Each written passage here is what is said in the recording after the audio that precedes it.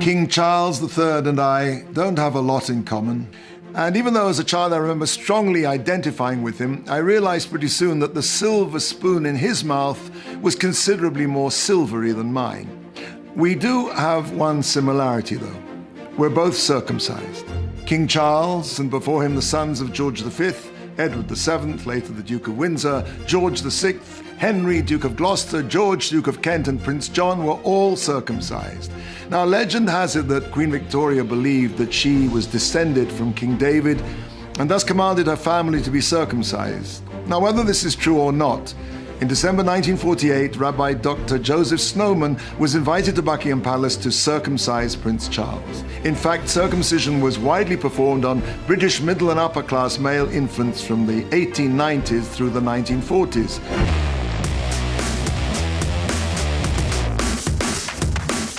Things have changed a bit since then. In 2010, activists against infant circumcision began an initiative to put a measure on San Francisco's November 2011 ballot that would ban all non-medically necessary circumcisions of minors. The group also published a rabidly anti-Semitic comic about a quote-unquote superhero who battles circumcisers.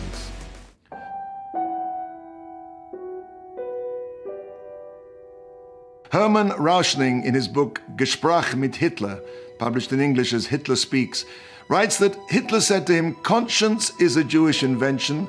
Like circumcision, it mutilates man." It's interesting that Hitler linked conscience with circumcision. Conscience requires us to think about the consequences of our actions, to focus on the future and not the present. The body's interest is only the present. The place of the circumcision, Brit Milah, is the place from which our future flows. The Hebrew name for the womb is Rechem. You can rearrange the letters of Rechem to read Machar, which means tomorrow. The word in Hebrew for circumcision is Brit Milah. Brit also means a covenant. Avram Avinu, Abraham, made a brit, a covenant with God. And in this covenant, Abraham dedicated everything he would ever be, his future, his progeny and their progeny throughout all the generations, to God. And God, so to speak, dedicated his future, everything that he would ever be in this world, to come about through Abraham, Avram Avinu, and his children, the Jewish people.